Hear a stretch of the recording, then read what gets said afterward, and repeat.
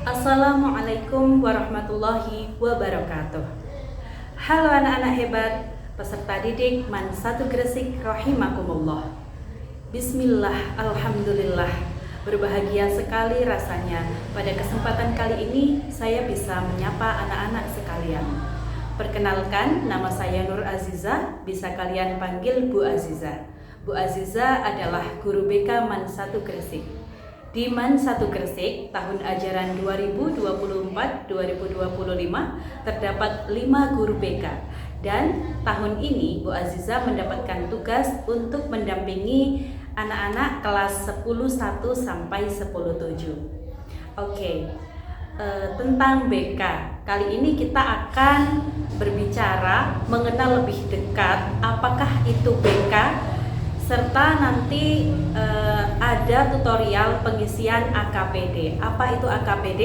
Ikuti video ini sampai selesai. Baik, jadi anak-anak, apakah kalian sudah mengenal apa itu BK?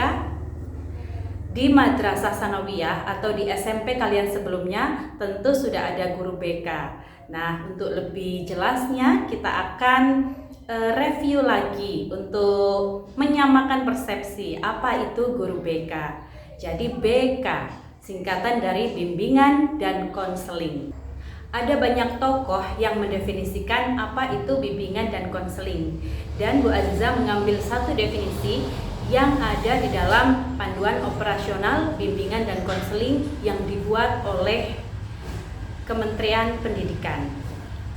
Jadi BK, bimbingan dan konseling adalah upaya sistematis, objektif, logis, dan berkelanjutan serta terprogram yang dilakukan oleh konselor atau guru BK untuk memfasilitasi perkembangan peserta didik untuk mencapai kemandirian, kebahagiaan, dan kesejahteraan dalam kehidupannya. Jadi anak-anak, bimbingan dan konseling di sekolah itu diadakan untuk memfasilitasi kalian, membantu kalian untuk mencapai kemandirian. BK ini bukanlah suatu mata pelajaran yang dimana biasanya mata pelajaran itu sudah ditentukan materi-materi apa saja yang harus disampaikan kepada kalian, tetapi BK adalah suatu layanan yang berfungsi untuk memberikan pendampingan kepada kalian, seperti itu. Materinya apa Bu yang disampaikan dalam BK? Untuk materi nanti akan kita sesuaikan dengan kebutuhan kalian. Apa yang kalian butuhkan, itulah yang akan kita berikan. Miskonsepsi BK.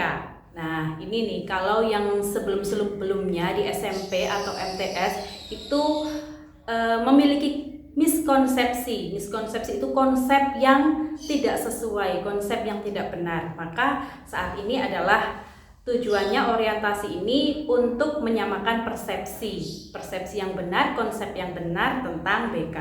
Miskonsepsi, konsep yang tidak benar tentang BK, bahwa guru BK dianggap polisi sekolah. Guru BK itu menghukum, tidak ya. Jadi di madrasah itu ada sendiri tim tatipsi yang berfungsi untuk menegakkan kedisiplinan. Tapi guru BK ini lebih kepada pendampingan peserta didik agar dia lebih mengenal dirinya, kemudian bagaimana mengerti tentang konsekuensi jika melakukan kebaikan itu akan mendapatkan konsekuensi yang bagus atau reward, jika melakukan kesalahan atau pelanggaran itu akan mendapatkan punishment. Itu memberikan pemahaman kepada siswa dan harapannya siswa menjadi anak yang bertanggung jawab. Kemudian miskonsepsi lainnya bahwa guru BK hanya menangani siswa tertentu. Ini tidak ya. Jadi BK itu ada di sekolah untuk memberikan pelayanan kepada semua siswa. Itu adalah prinsip BK, bahwa BK diperuntukkan bagi seluruh siswa, bukan hanya siswa-siswa tertentu. Selanjutnya, miskonsepsi yang lain yakni BK sebagai tempat siswa bermasalah. Nah, ini yang tidak benar ya. Masalah, semua orang itu pasti masalah, dan kita tidak bisa menganggap orang yang masuk BK itu yang bermasalah serius tidak harus selalu seperti itu ya, karena anak-anak bisa ke ruang BK untuk sharing, untuk merencanakan karir masa depan dan lain-lain. Jadi kalian tidak perlu takut jika masuk ke ruang BK. Asas-asas BK. Ada banyak asas BK dan ini Bu Eza berikan beberapa ya. Di dalam BK itu ada asas kerahasiaan, bahwa jika nantinya kalian sharing ke BK, maka data-data kalian itu menjadi rahasia kayak gitu. Kemudian ada asas kesukarelaan. Jadi anak-anak diharapkan ketika konsultasi itu hatinya harus ikhlas, harus legowo, harus sukarela. Nah, itu agar mencapai tujuan yang diharapkan, yaitu anak-anak bisa memiliki penyelesaian atas masalahnya dan bisa mengembangkan potensinya. Kemudian ada asas keterbukaan. Ya, kalau kalian itu sharing ke ruang BK, harapannya anak-anak itu jujur, terbuka. Agar apa? Agar masalah anak-anak itu bisa terselesaikan dengan baik, tidak ada yang ditutup-tutupi ataupun kebohongan. Dan selanjutnya yaitu asas kegiatan. Hasil sharing kita itu nantinya bersama. Jika ada solusi, maka anak-anak harus aktif. Percuma kalau kita ngobrol, kemudian ada hasilnya, solusinya, tapi anak-anak tidak melakukan. Nah, itu anak-anak akan tetap pada kondisi sebelumnya. Jadi harus ada kegiatan aktif dari anak-anak sendiri. Kemudian bidang layanan BK. BK itu melayani bidang apa saja sih yang bisa didiskusikan, dibicarakan. Jadi ada 4 bidang yang dikenal dengan PSBK. P, pribadi, bidang pribadi. Kemudian bidang sosial, bidang belajar, dan bidang karir. Bahwa keempat bidang ini, pribadi, sosial, karir, dan belajar itu akan mempengaruhi perkembangan pribadi anak-anak semuanya. Bidang pribadi itu contohnya apa sih? Yaitu misalnya tentang diri, tentang kemantapan kepribadian. Jadi anak-anak ingin mengetahui kepribadiannya, lebih mengenal dirinya, memahami, menilai, mengenal potensi diri, kecakapan, ingin tahu bakat dan minatnya, serta kondisi sesuai dengan karakteristik dan kebutuhannya. Itu bidang pribadi. Oh Bu, saya ini tipe orang yang bagaimana sih? Misalnya kalian seandainya belum mengenal dirinya, nanti akan kita bantu untuk dapat lebih memahami dirinya.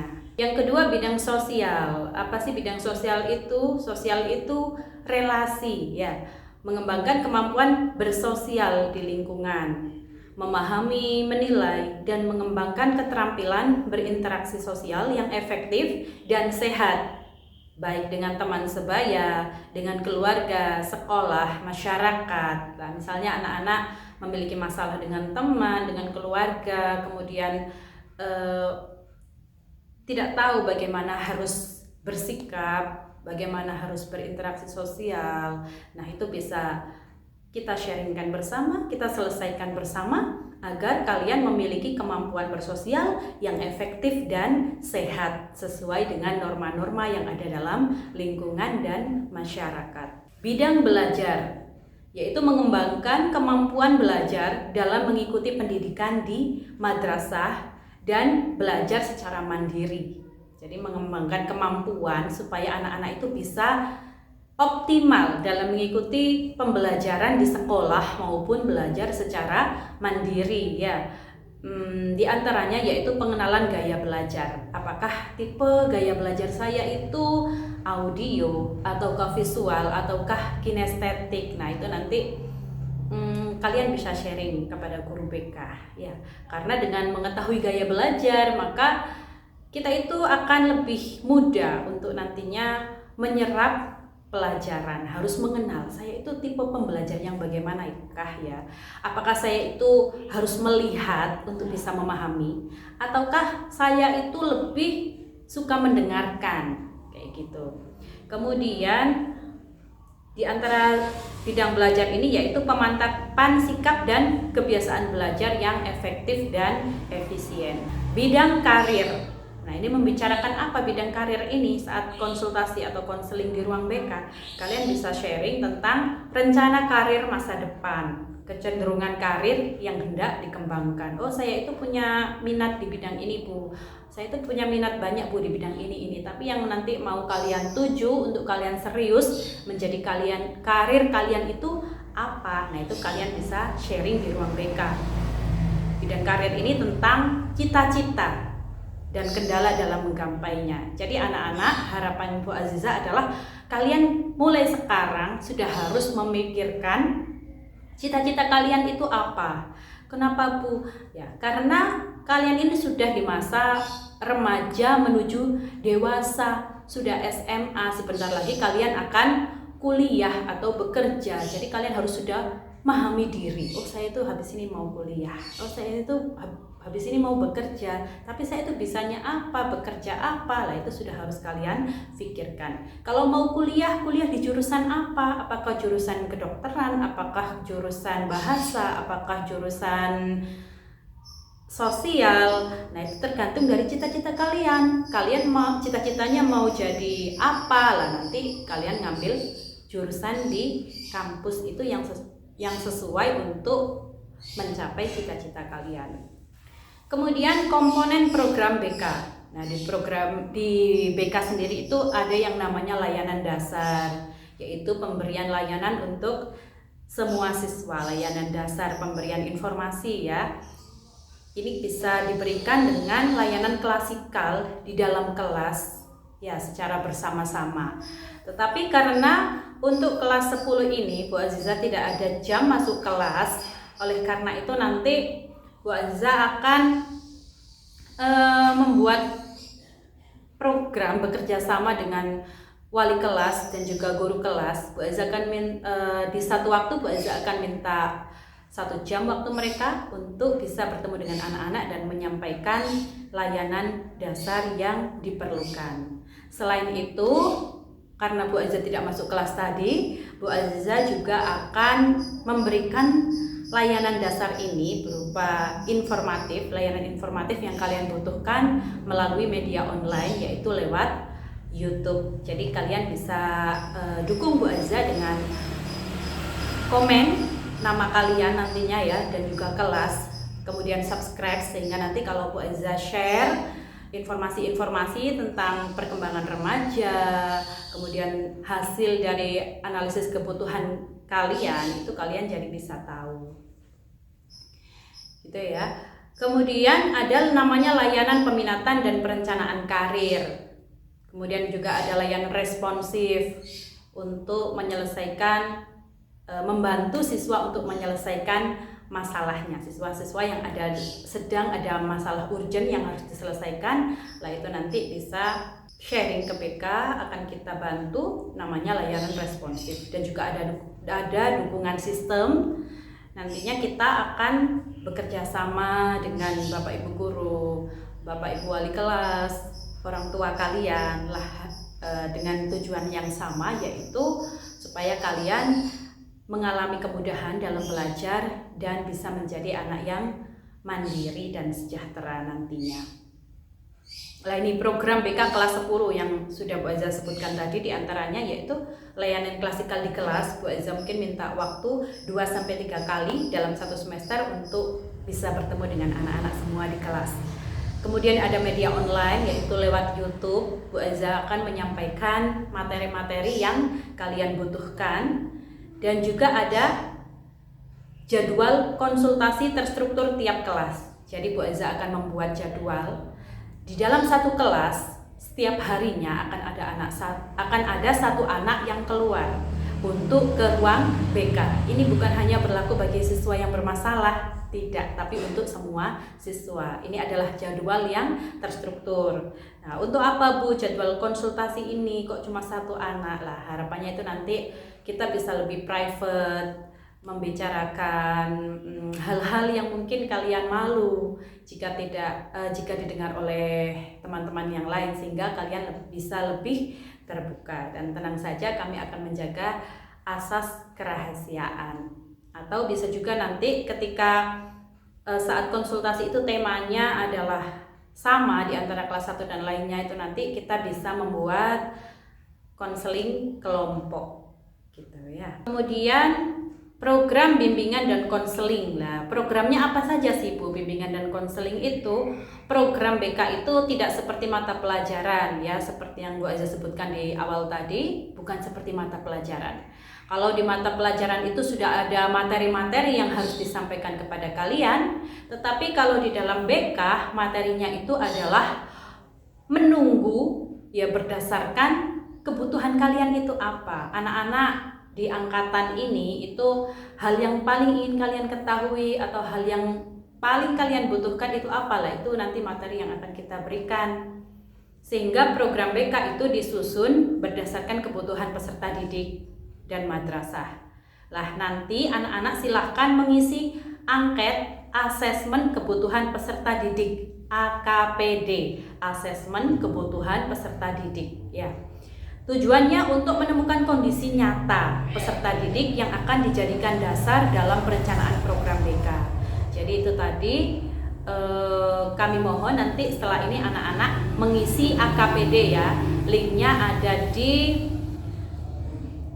Linknya ada pada deskripsi video ini. Silahkan kalian klik, nanti akan keluar Google Form. Di dalam Google Form itu tadi silakan anak-anak mengisi nama lengkap, kemudian kelas ya. Dan ada beberapa item, ada sekitar 50 item, tapi nggak usah takut kok banyak Bu, enggak. Ini hanya pertanyaan yang jawabannya itu multiple choice, iya dan tidak ya. Tidak ada jawaban benar atau salah. Jadi jawaban yang paling tepat adalah yang jujur. Kami berharap anak-anak jujur sesuai dengan kondisinya. Tidak ada penilaian benar salah. Jawaban yang paling tepat adalah yang jujur. Kami berharap anak-anak jujur agar kita bisa mengetahui kebutuhan real anak-anak di lapangan itu seperti apa ya. Kemudian silahkan kalian tulis nama dan kelas kalian untuk memastikan bahwa kalian sudah melihat tutorial dan pengenalan tentang BK kali ini. Tulis nama dan kelas kalian pada kolom komentar. Dan juga jangan lupa support dengan like dan subscribe, karena nanti Bu Aziza akan menggunakan media YouTube ini untuk memberikan layanan dasar kepada kalian. Begitu ya. Apakah ada yang ingin ditanyakan? Jika ada yang ingin kalian tanyakan, silahkan kalian save nomor WA Bu Aziza. Kalian minta kepada ketua kelas, dan nanti sebelum melakukan konsultasi pribadi, kalian bisa janjian dulu, WA Bu Aziza dulu untuk menentukan kapan, jam berapa kita bisa konsultasi bersama. Oke, begitu ya anak-anak untuk pengenalannya. Terima kasih banyak. Bu Aziza harap kita bisa bekerja sama dan kalian bisa belajar dengan nyaman di MAN 1 Gresik. Salam sukses luar biasa. Terima kasih. Wassalamualaikum warahmatullahi wabarakatuh.